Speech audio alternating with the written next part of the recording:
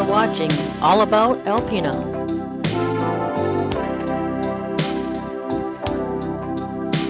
All About Alpena is produced by Alpena Marketplace Productions, 8 p.m. to 10 p.m.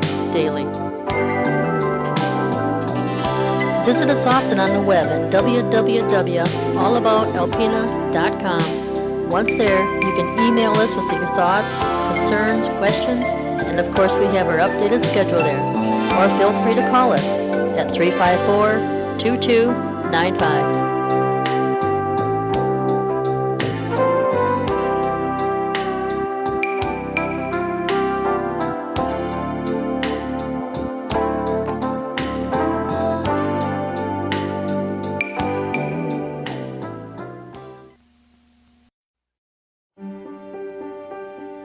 These days, current events unfold on a dozen channels.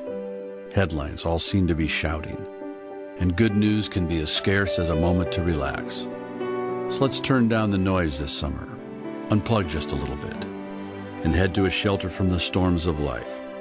The historic port city of Alpena, located on the Sunrise Shore of Michigan. Only a few hours' drive, but miles away from the weight of the world. Nestled between a vast forest and an endless clear blue bay, where the wonders of nature are as welcoming as the local hospitality. We can explore more than 200 shipwrecks in the largest freshwater sanctuary anywhere. Count the stairs to the top of a lighthouse, or the masts that jut into the harbor sky at moonrise. Let's take a trip to the friendly, picturesque city of Alpena, a haven from the world that's pure Michigan. Your trip begins at michigan.org. For your viewing pleasure, this broadcast of the Municipal Council meeting of Alpena is made possible by the funding provided by the City of Alpena. Thank you for your generosity.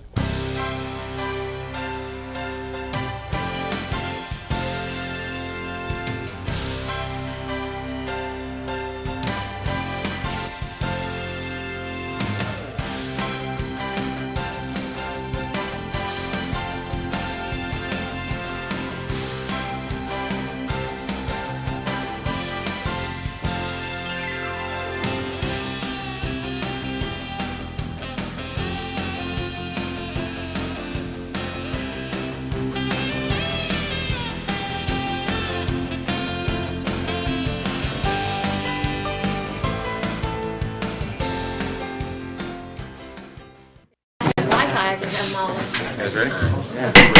Good evening and welcome to the Alpena City Council meeting, February 3rd, 2014.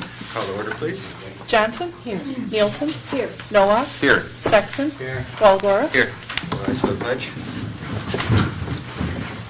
Pledge allegiance to the flag of the United States of America and to the republic for which it stands, one nation, under God, indivisible, with liberty and justice for all.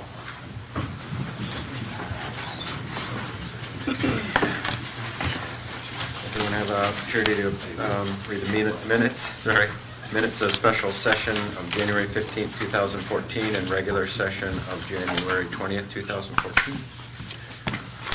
No modifications on that. Any modifications to the agenda this evening? Citizens appearing before council on agenda and non-agenda items are allowed 5 minutes each to address your concerns. If you do so, please come up to the podium and state your name and address for our records.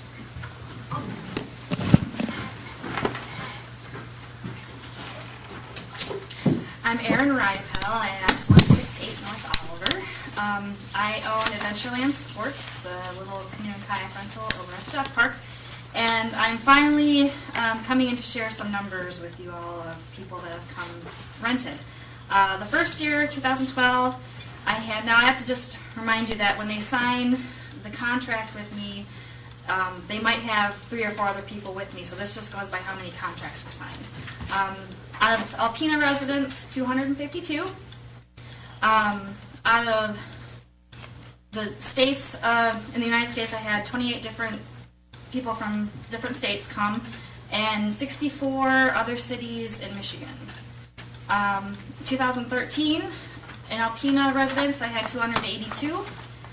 I had 23 different states, 72 cities from Michigan, and actually 4 rentals from other countries, people from other countries. So I just wanted to share with you that this is actually, it's bringing people, or people are coming here and enjoying the service. So thank you for allowing me to be out there. That's really great. Thanks. Thank you so much.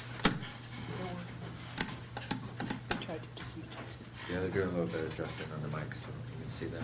No one else? The consent agenda this evening, A is bills to be allowed in the amount of $383,473.11. B is 2 mayoral appointments to the Planning Commission for a 3-year term expiring November 1st, 2016 is Steve Gilmore, and a 3-year unexpired term expiring November 1st, 2014, Clay Van Wagner.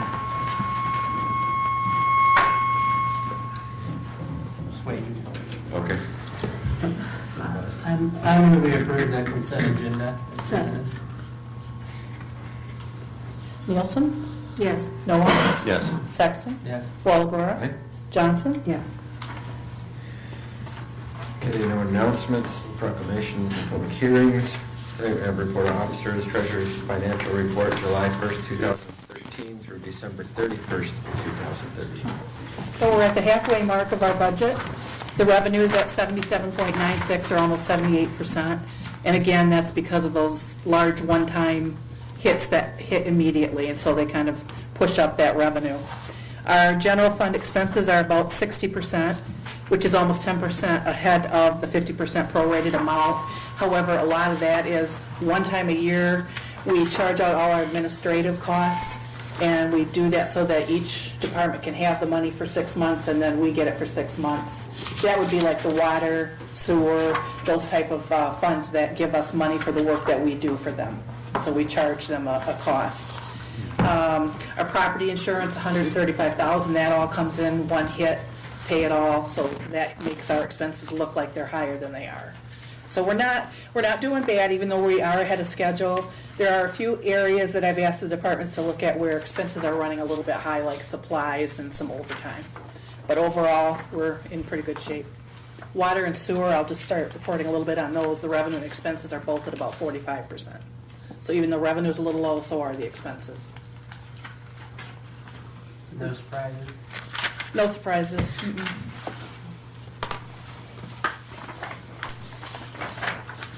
Is there any questions that I can help you with?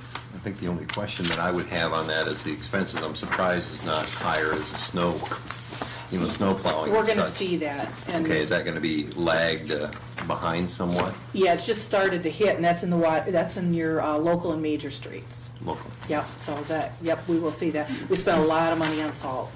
Okay.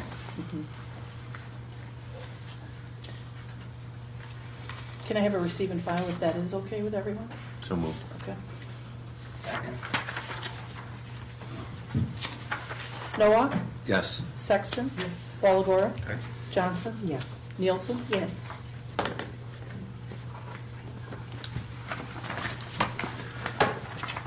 Okay, communications and petitions. We have Detective Lieutenant Keck from the Huron Undercover Narcotics Team with his annual report and budget request. Lieutenant?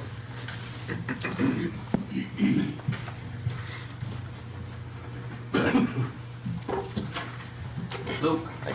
I'd like to take the opportunity to thank you for letting me come down and actually speak with you in person. I know you got the letter with our funding request. It always helps to kind of come here and give you guys an overview of what we're actually doing down there.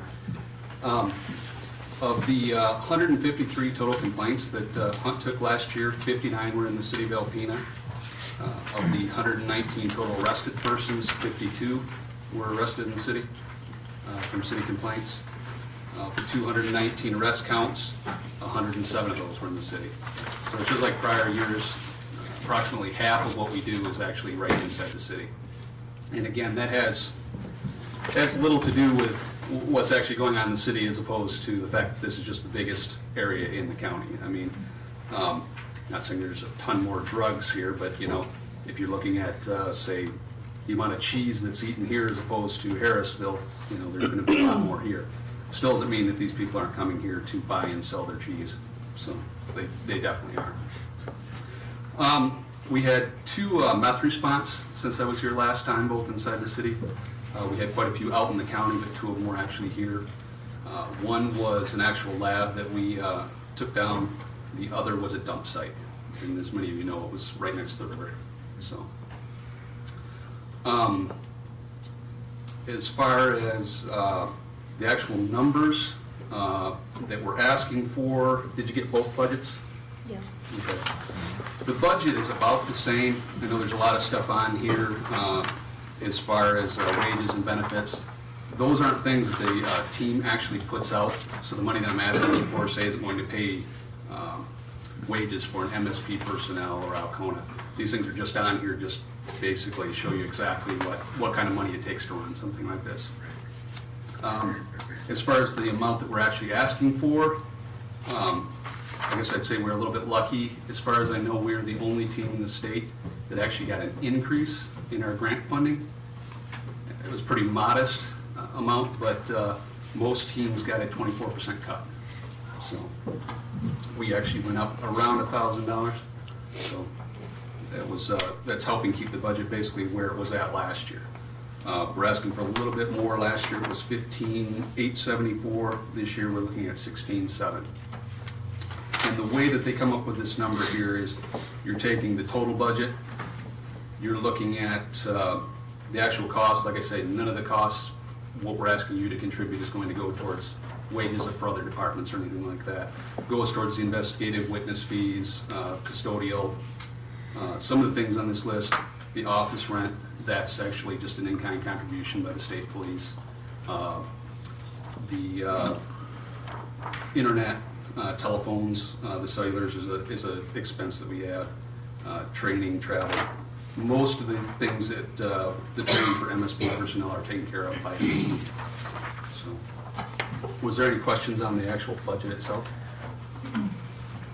Just a quick one based on something you said, where other agencies received a cut from the state, and our HUD team got a slight increase, right?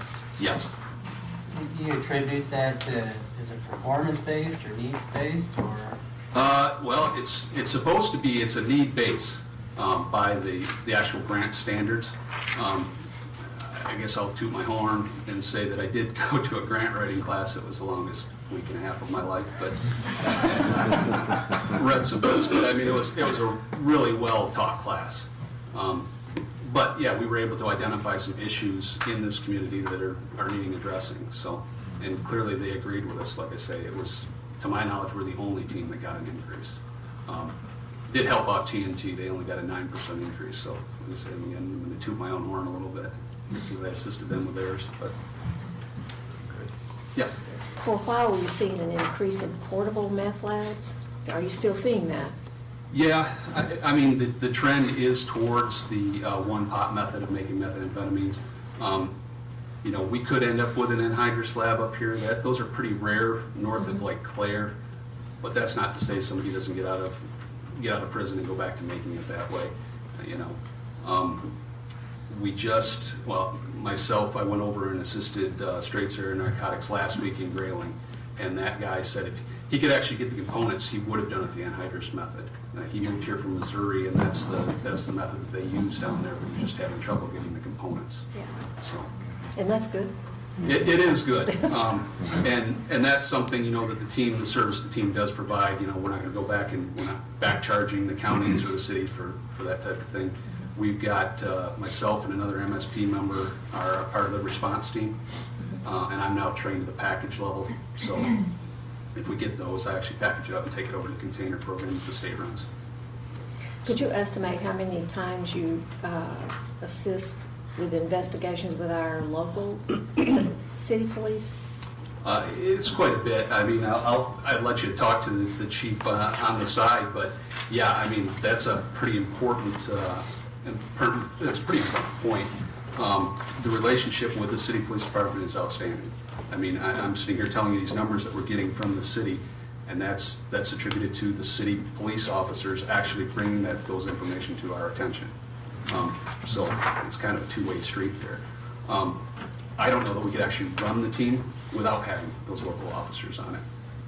I mean, clearly, a state agency could do it, but you're not going to get the same kind of response.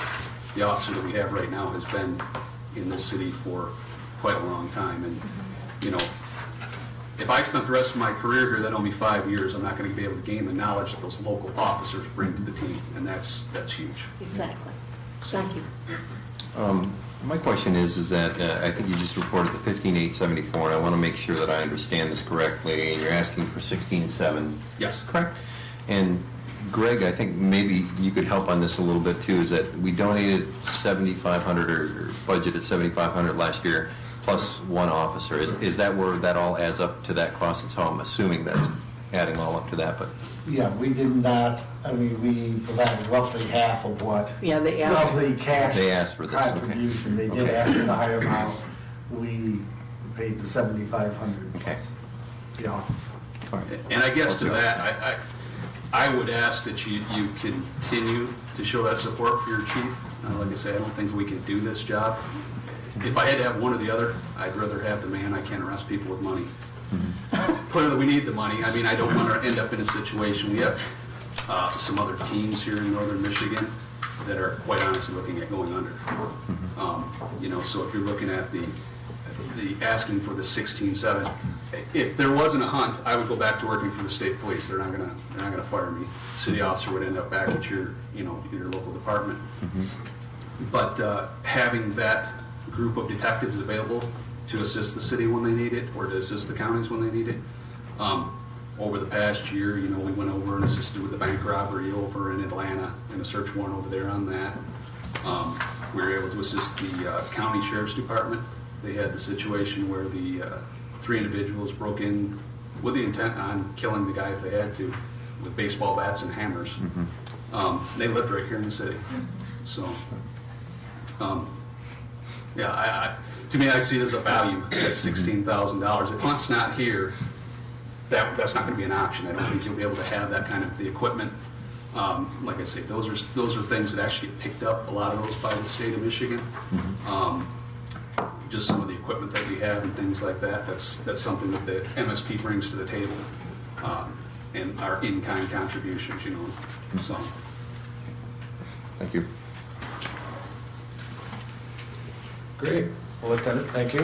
And we'll add all this information to our budget information pack. So we won't obviously take any action this evening, but I'm sure that if anybody's got any questions beyond this meeting before our budget, that Chief Jett and yourself would be available. Absolutely. And then, like I say, I would strongly suggest talking to the chief. That's a heck of a resource that we have here in the city police department. So. He'll probably give you a little bit. Obviously, I'm going to get up here and tell you that we're doing a great job, but I'd rather you be able to hear that from him. Right, so. And we do. And we do. Do you need a receive and file or anything? I don't know if we need anything. No. Thank you. Thank you.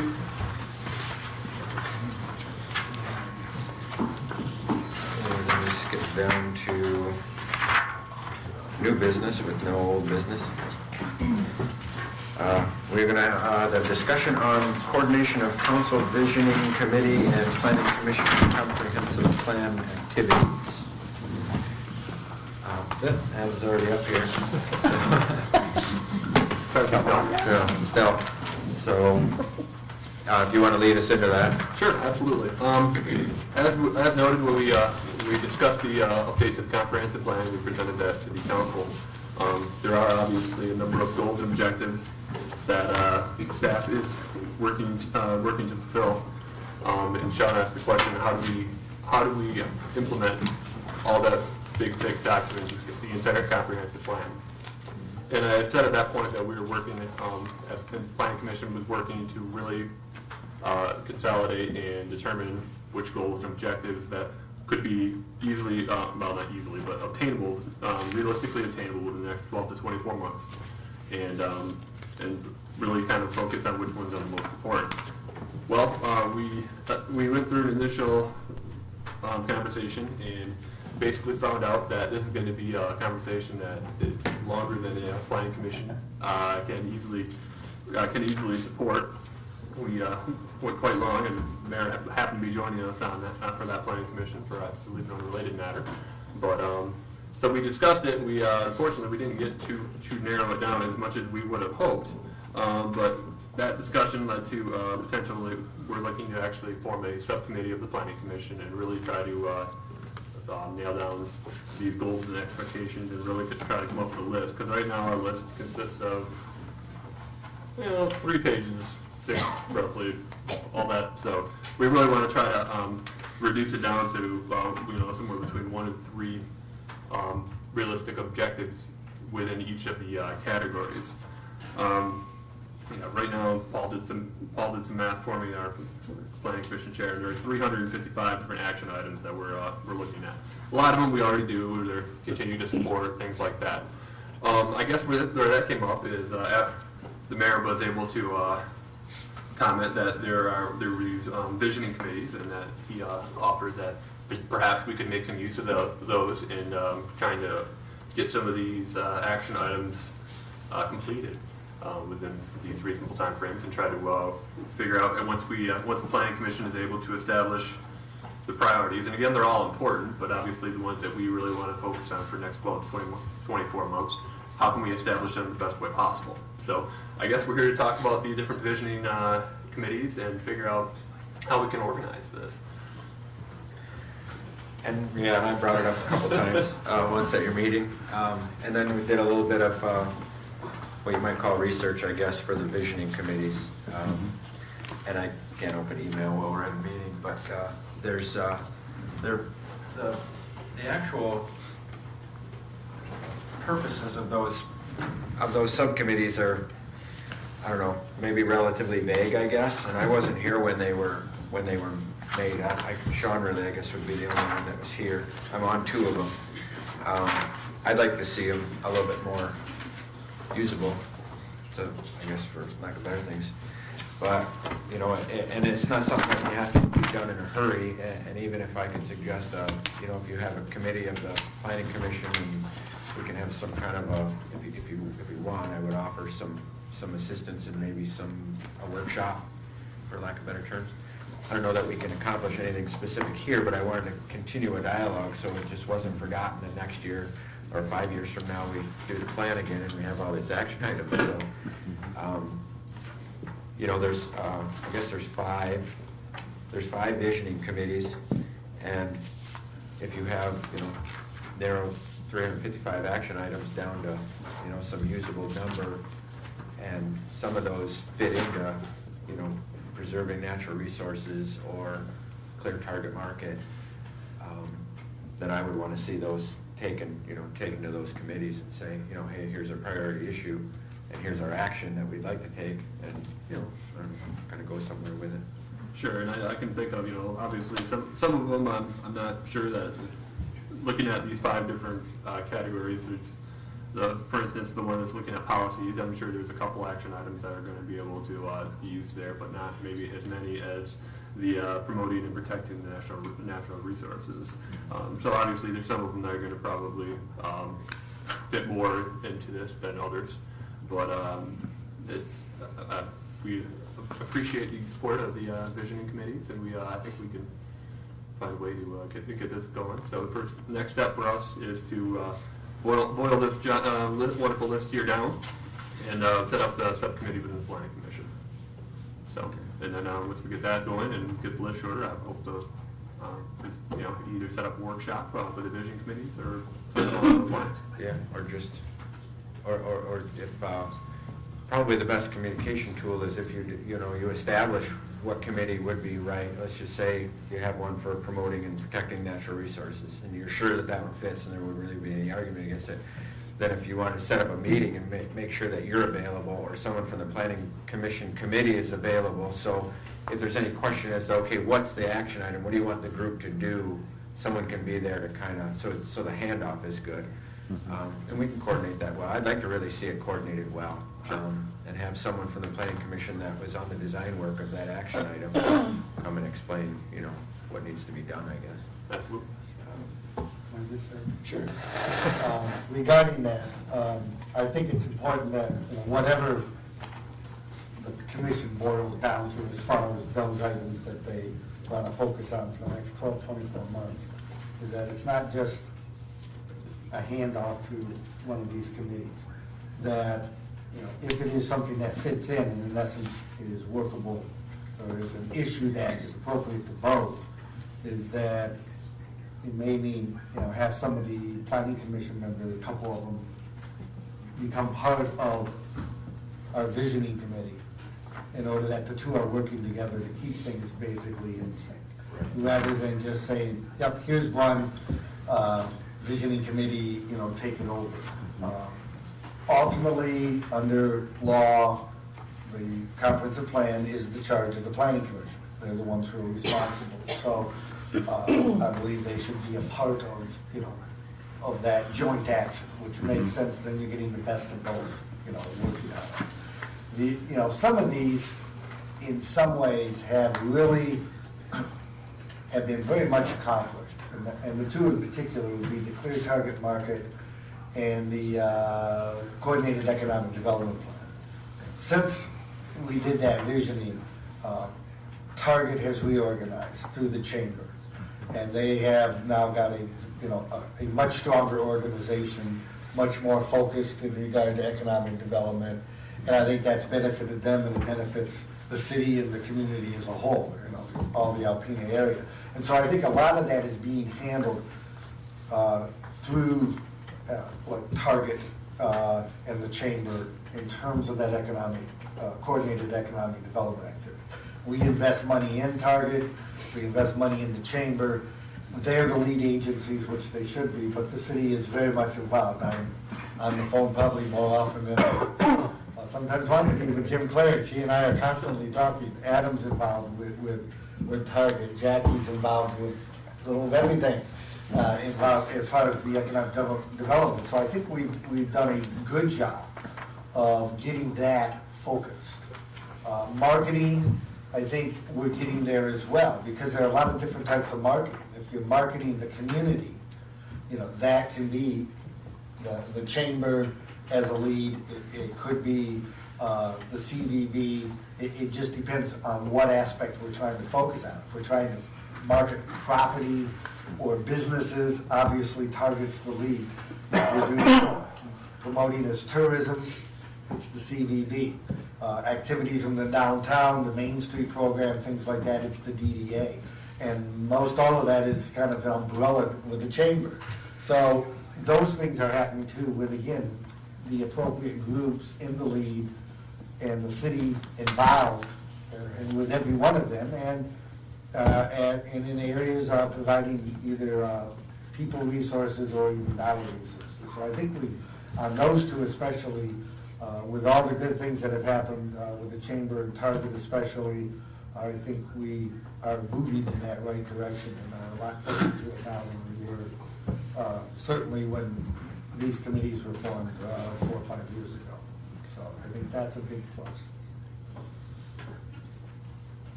I agree.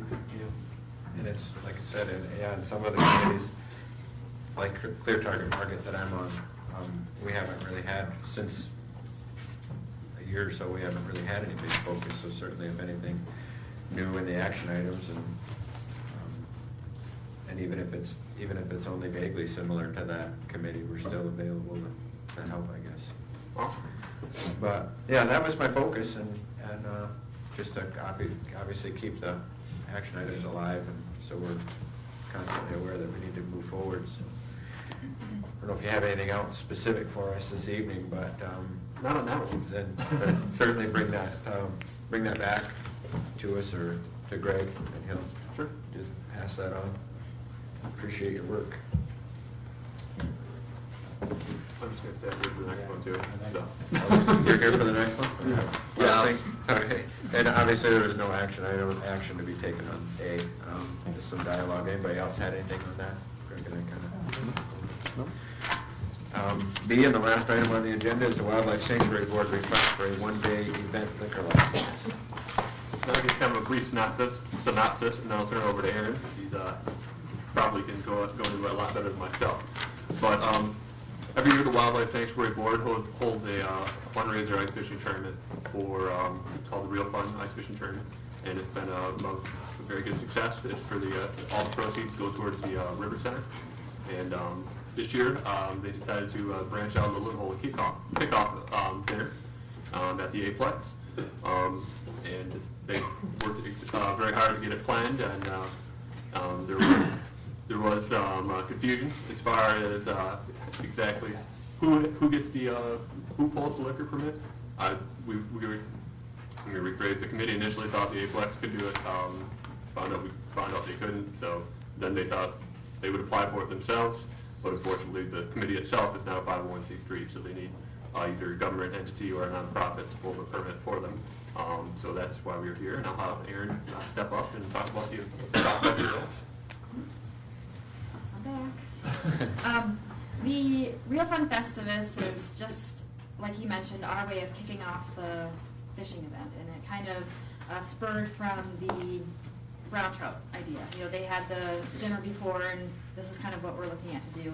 And we have pasta bar is kind of our plan for food, and we're going to have a DJ and music, and we're not sure if we're going to do raffle items or silent auction yet, but we've had a very long list of people willing to donate items for that, and we want to, the plan is to turn it into not just a one-day thing anymore, turn it into almost a whole weekend thing eventually, a dinner, a fishing celebration, so on and so forth. So we obviously need a little help with being able to have the beverages available for everybody to come. Any questions? Are you guys a 501c6 or just nothing? They're part of the The- city. The board is a board of the city, so they're part of local government. Yeah. So, they don't have that status. There had been talk at one time of creating 501c3 as part of fundraising and the like. It was just felt that since we do have a governmental entity, plus we work with the Community Foundation, and they basically hold like the proceeds of it, the profits they make off of the ice fishing tournament, other fundraising, and they keep it there and they manage those funds. That we did feel it was necessary to create and go through the expense in that of a 501c3 status for the group. So at this point, they haven't done that, and we're just part of government, and so at this point, asking for the city to sponsor, in essence, and apply for this one day, one event liquor license, and get that in place. Is this, Pardon?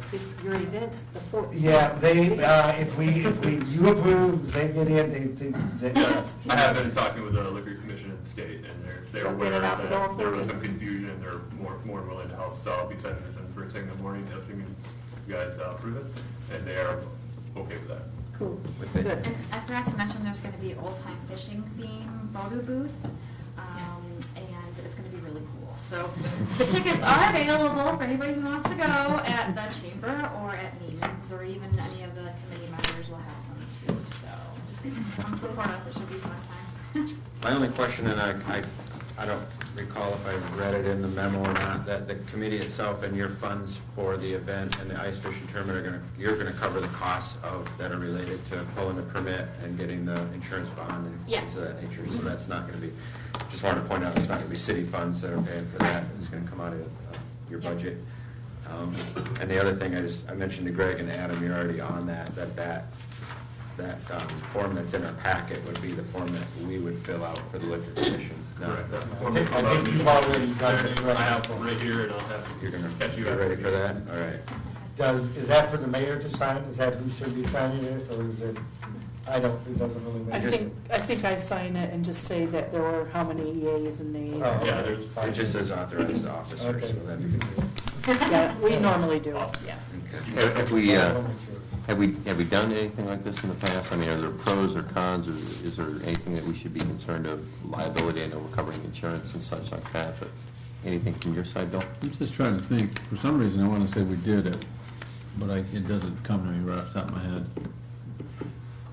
I'm trying to think of what event, Well, you get, if you're the insurance company, you get that over, as long as you don't take the liquor outside the building Correct. or let people come and go with it, the insurance company insures that. And part of All the those things are requirements taken care is of. bonding. Yeah. It's bonded as well. And then the facility has their own insurance that would cover anything outside of the bonding. If there was some intentional act, that would be covered by the insurance. You don't see an issue with it. I don't know. Okay. The bond, that's what it's bonded. That's fine. Thank you, Aaron. And, Adam, anybody, any other questions? I'll entertain a motion. This resolution though has to be corrected. Adam's Yeah, got that- it filled He's out. got the corrected one. That's what I mentioned. That's the one that was filled out. Yeah, prior to when they thought they could be the sponsor.